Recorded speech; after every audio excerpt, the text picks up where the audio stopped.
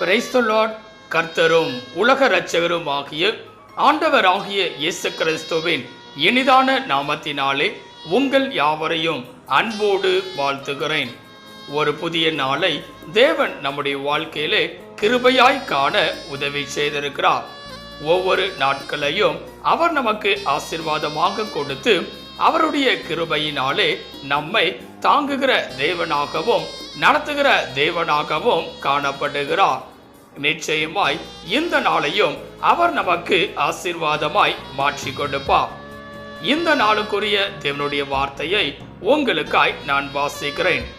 சங்கீதம் 18ஆம் அதிகாரம் 23ஆம் வசனம். சங்கீதம் 18ஆம் அதிகாரம் 23ஆம் வசனம். அவர் முன்பாக நான் மன உண்மையுமாய் இருந்து என் துர்க்குணத்துக்கு என்னை விலக்கி காத்து கொண்டேன். எனக்கன்பான தேவ பிள்ளைகளே, இங்கே அருமையான ஒரு வார்த்தையை குறித்து நாம் பார்க்கிறோம். சங்கீதக்காரன் ஆகிய தாவீது அழகாய் இங்கே ஒரு வார்த்தையை சொல்லுகிறார், துர்க்குணத்தை விட்டு. ஆம்பிரியமானவர்களே, இந்த உலகத்தில் வாழ்கிற பல மனிதர்களுடைய வாழ்க்கையிலே துர்க்குணங்கள் காணப்படுகிறது. இது நிமித்தமாக தேவனுக்கு விரோதமாய் பலவிதமான காரியங்களை செய்பவர்களாய் காணப்படுகிறார்கள். ஆனால் வேத வசனம் இங்கே சொல்கிறது, துர்க்குணத்தை விட்டு விலகுகிறவர்களாய் நாம் இருக்க வேண்டும். துர்க்குணம் காணப்படும் போது பலவிதமான ஆசீர்வாதங்களையும் இழக்கிறவர்களாய் நாம் காணப்படுகிறோம். ஆனால் அப்படிப்பட்டவர்களாய் இராதபடிக்கு துர்க்குணத்தை விட்டு விலகுகிறவர்களாய் இந்த நாளிலே நாம் காணப்பட வேண்டும். அப்படி துர்க்குணத்தை விட்டு விலகுகிறவர்களாய் நாம் இருக்கும் போது நாம் என்ன செய்ய வேண்டும் என்பதை குறித்து இந்த நாளிலே நாம் சிந்திக்க போகிறோம். முதலாவதாக வேதத்தில் வாசிக்கும் போது யாக்கோபு 1ஆம் அதிகாரம் 21ஆம் வசனம் இவ்வனமாய் சொல்லுகிறது. யாக்கோபு 1ஆம் அதிகாரம் 21ஆம் வசனம். ஆகையால் நீங்கள் எல்லாவித அழுக்கையும் கொடிய துர்க்குணத்தையும் ஒழித்துவிட்டு உங்கள் உள்ளத்தில் நாட்டப்பட்டதாயும் உங்கள் ஆத்துமாக்களை ரட்சிக்க வல்லமையுள்ளதாய் இருக்கிற வசனத்தை சாந்தமாய் ஏற்றுக்கொள்ளுங்கள். இங்கே பார்க்கும்போது முதலாவதாக வேதம் சொல்லுகிறது, துர்க்குணத்தை விட்டு விலகினவர்களாக நாம் செய்ய வேண்டிய காரியம் சாந்தமாய் அவருடைய வசனத்தை ஏற்றுக்கொள்ளுபவர்களாய் இருக்க வேண்டும். ஆம் பிரியமானவர்களே, ஒவ்வொரு நாளும் தேவ வசனத்தை வாசிப்பவர்களாக, தியானிப்பவர்களாக, அதை ஏற்றுக்கொள்ளுகிறவர்களாக, அதன்படி நடப்பவர்களாக காணப்பட வேண்டும்.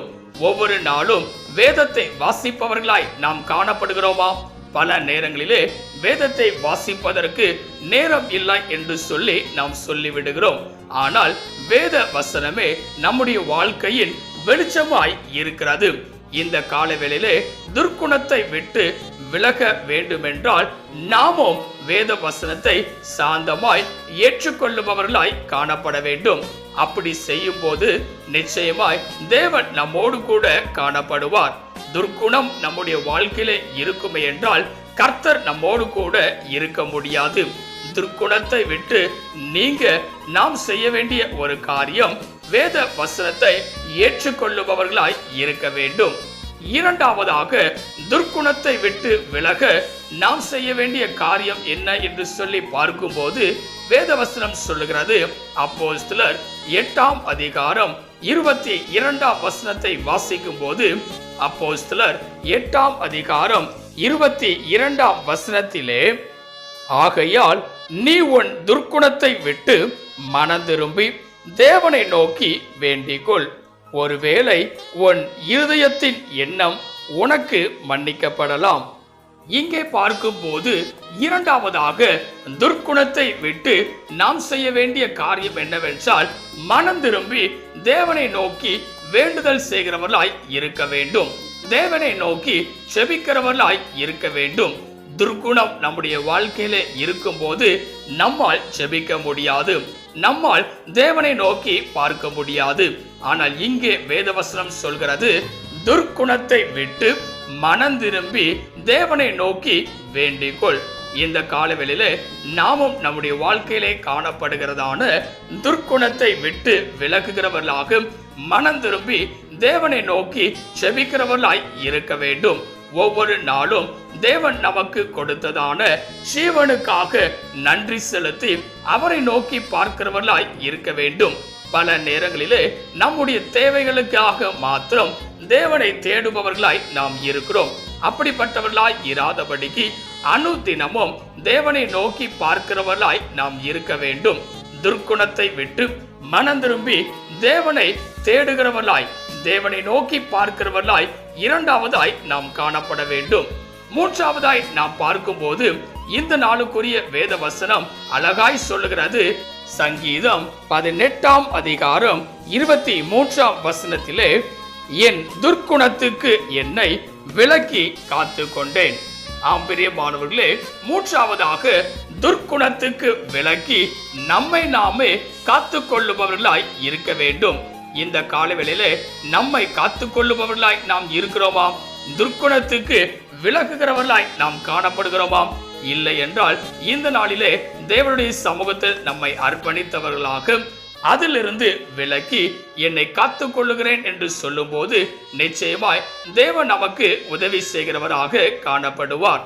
இந்த காலவேளையிலே இதை கேட்டுக்கொண்டிருக்கிற எனக்கன்பான தேவ பிள்ளைகளே, துர்க்குணத்திற்கு விலகுகிறவர்களாய் நாம் இருக்க வேண்டும். அப்படி இருப்போமே என்றால் தேவன் நம்மோடு கூட இருந்து நம்மை பலப்படுத்துகிறவராக நம்மை ஆசீர்வதிக்கிறவராக காணப்படுவார். துர்க்குணத்தை விட்டு விலகி நாம் செய்ய வேண்டிய காரியத்தை குறித்து இந்த நாளிலே நாம் சிந்தித்திருக்கிறோம். முதலாவதாக துர்க்குணத்தை விட்டு விலகினவர்களாக சாந்தமாய் தேவனுடைய வசனத்தை ஏற்றுக்கொள்ளுபவர்களாய் நாம் இருக்க வேண்டும். இரண்டாவதாக துர்க்குணத்தை விட்டு விலகுகிறவர்களாய் காணப்பட்டு மனம் திரும்பி தேவனை நோக்கி வேண்டுதல் செய்கிறவர்களாய் இருக்க வேண்டும். மூன்றாவதாக துர்க்குணத்தை விட்டு விலகி நம்மை நாமே காத்து கொள்ளுபவர்களாய் காணப்பட வேண்டும். இவைகளை செய்து இந்த நாளுக்குரிய ஆசீர்வாதத்தை நாமும் பெற்றுக்கொள்ள முடியும். தேவனுடைய கரத்திலே உங்களை அர்ப்பணிப்பீர்களா? செபிக்கலாம். கிருபையும் இரக்கமும் நிறைந்த எங்கள் அன்பின் பிதாவே, இந்த ஆசீர்வதிக்கப்பட்டதான நல்ல கால வேளைக்காய் நன்றியோடு உம்மை துதிக்கிறோம், உம்மை ஸ்தோத்தரிக்கிறோம். நீர் கொடுத்த அற்புதமான உம்முடைய வார்த்தைக்காய் நன்றி செலுத்துகிறோம். துர்க்குணத்தை விட்டு விலகுகிறவர்களாய் காணப்பட வேண்டும் என்று சொல்லி இந்த நாளிலே நாங்கள் பார்க்கிறோம். இந்த கால வேளையில இதை கேட்டுக்கொண்டிருக்கிற இதை பார்த்து கொண்டிருக்கிற ஒவ்வொரு பிள்ளைகளும் தங்களுடைய வாழ்க்கையில் காணப்படுகிறதான துர்க்குணத்தை விட்டு விலகுகிறவர்களாய் காணப்பட்டு உம்முடைய கரத்திலே ஆசீர்வாதத்தை பெற்றுக்கொள்ள உதவி செய்வீராக. நீரே பெரிய காரியங்களை செய்வீராக. நீர் மாத்திரம் மகிமைப்படுவீராக. இயேசுவின் நாமத்தில் செபிக்கிறோம் எங்கள் ஜீவனுள்ள நல்ல பிதாவே, ஆமென்.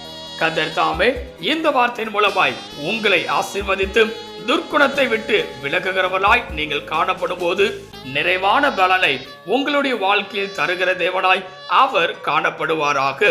ஆமென். God bless you.